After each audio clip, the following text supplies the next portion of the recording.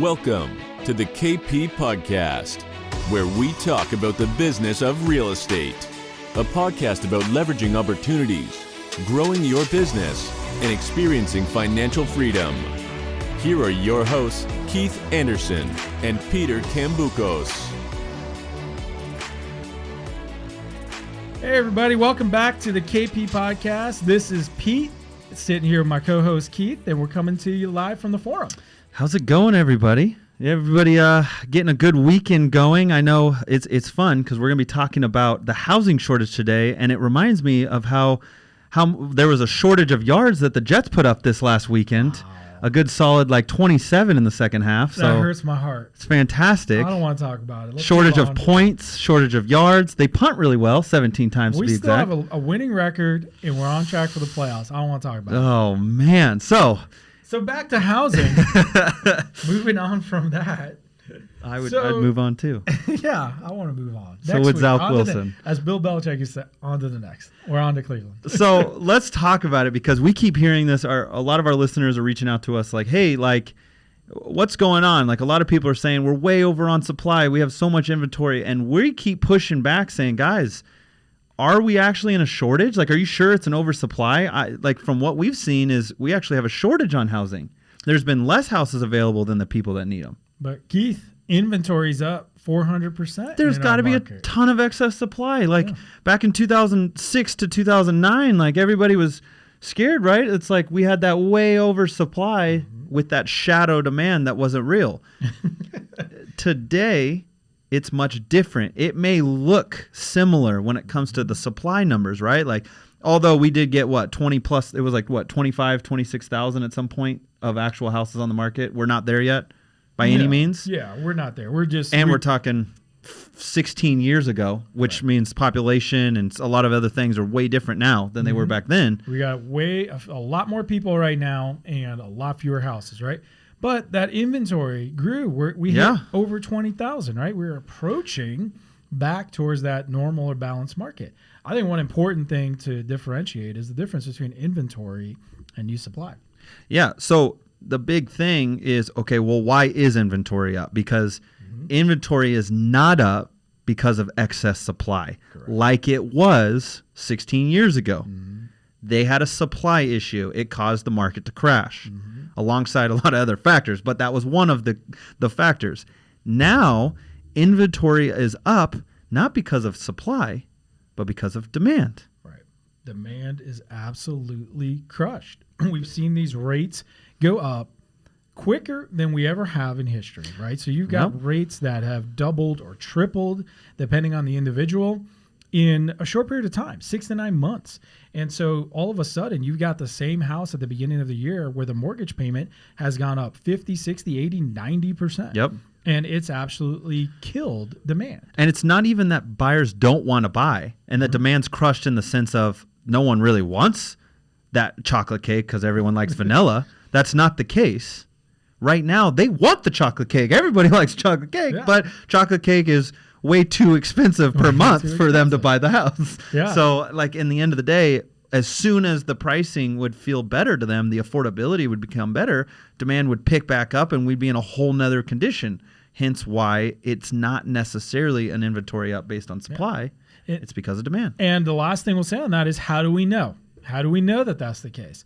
Well, we know because we see the household formation pull back, and you're seeing people do things like double up or triple up in rentals, not hold off on that move up purchase, stay home with their parents if they're of that age. And the other thing that we saw that was the dead giveaway is back in August, we saw those rates drop back down under 6 for a period of time there. And what do we see immediately? Transactions shoot right back up. Underlying demand is there. It's absolutely there. So, like you said, is there really a housing shortage? People are seeing the supply going up. Well, let's look at what some of these folks who keep real good track of this stuff say. Everybody's got different numbers, right? Yeah. But what we seem to see is they all start saying, hey, guys, we're short. If you look at Fannie Mae's number, I think they just published it last month. They say we're about 3.5 million housing units short nationally. Of where we should be. To, help with the population control of what it is. Based on the population, the household formation of what we've got. NAR, National Association of Realtors, their number is even bigger, and people can say, okay, that's NAR. Their number is 5.5 million units short. Wow. Fine. You can say, okay, theirs is bigger. You don't like theirs? Go with Fannie Mae at 3.5. Either way. You don't like theirs? You can go with some more conservative estimates that say, oh, no, it's only 1.5 million or 2 million. But here's what none of these agencies or organizations that are looking at, none of them are saying we're oversupplied. They're all saying, hey, we've got different numbers of different levels of how short we are. So then what's going on, Keith? I guess what caused this?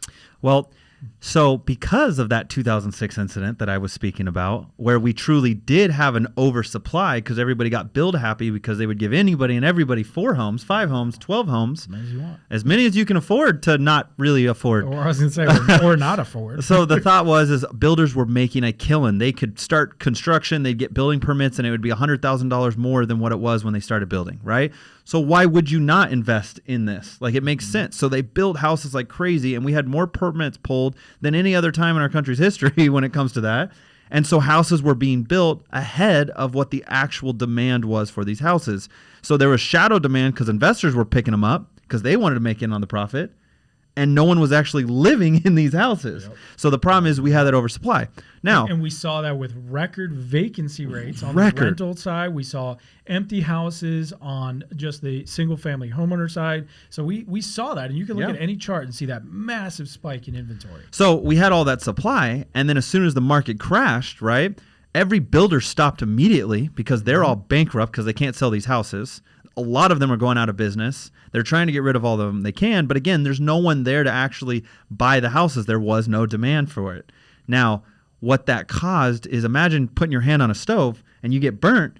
How likely are you to go put your hand on that stove and check if it's hot or not again, right? Not very likely. No. So all these builders just stopped dead in their tracks. And guess what?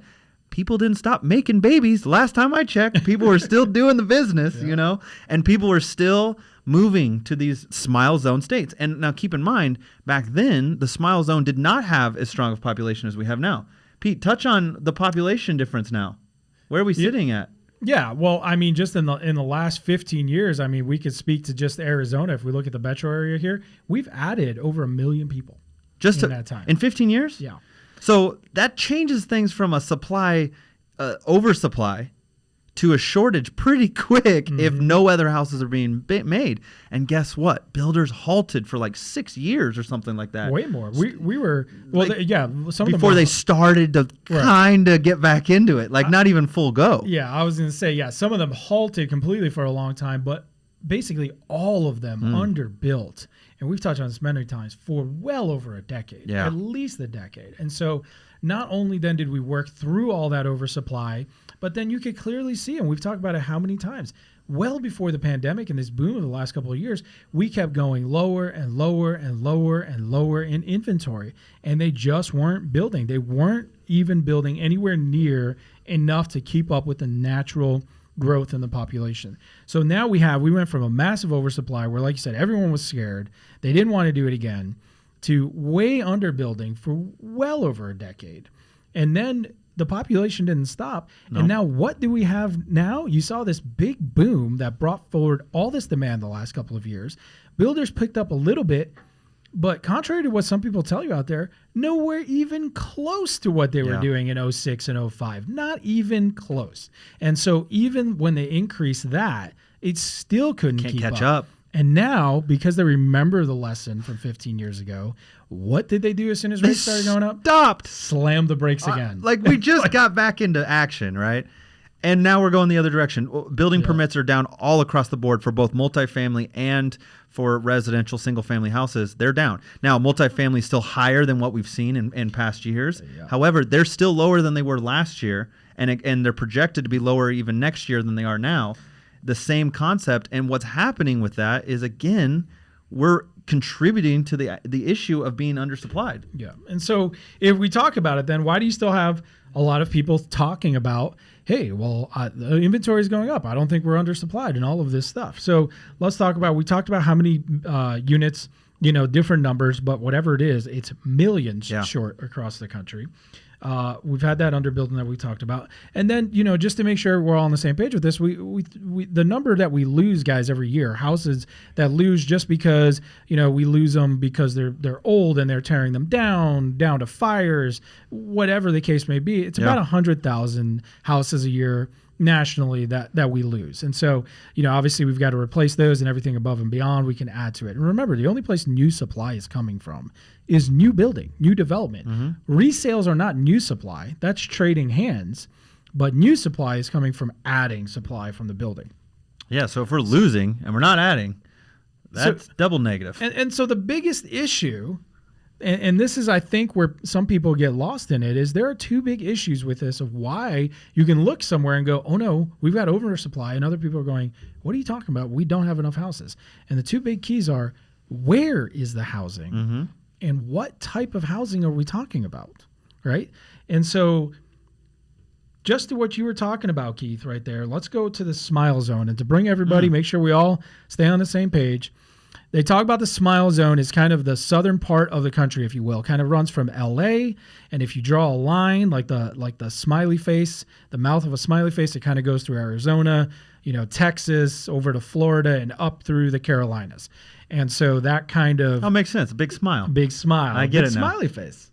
So that's what you'll hear them referred to as the smile zone. For the first time in the history of this country, it's warmer. Is that really why? We're much happier. Yeah, because we're not shoveling snow right now. It was 70 degrees out here today. Just the Buffalo story of 77 inches coming down in Buffalo, New York. That's ridiculous, guys. Come to the smile zone. You'll be much happier down here. Well, Keith, I got news for you. A lot of them are. So for the first time in the history of this country, we have over 50% of the population living in that smile zone. So think about the size of this country. And what we're saying is more than half the people in this country live just in the southern states. Live in those southern states. So Pete, you're telling me we're turning into a population like Canada, where kind of where it's starting to head to like everybody lives in the south part of Canada. Pretty much everybody's running away from Canada in our country, if you think about it that way. Yeah. That's another way to look at it. Yeah. Everybody's just leaning down How to the far south. Can I get away from Canada? Or the snow or just anything crazy going on up in the north. So that makes sense. So, here's another stat that I think will blow most people's minds. 73% of the counties in this country are losing population. That makes sense. 73%, right? So again, this goes back to our issue. If only 27% of the counties are gaining population. Or staying the same. Yeah, staying the same or gaining. That's a good point. And we know everybody's moving south to the smile zone. The big issues like we talked about are, where's the housing, guys? And so when you're looking at this, the problem is remember, houses are for people. That's their purpose, their shelter. If the people are leaving Wisconsin, Michigan, New Hampshire, New York, Buffalo, Connecticut, whatever, and they're moving to these areas, well, we have housing in those. People are going, oh, well, I can move to the Midwest, and there's plenty of housing, and it's cheap, but nobody's moving there.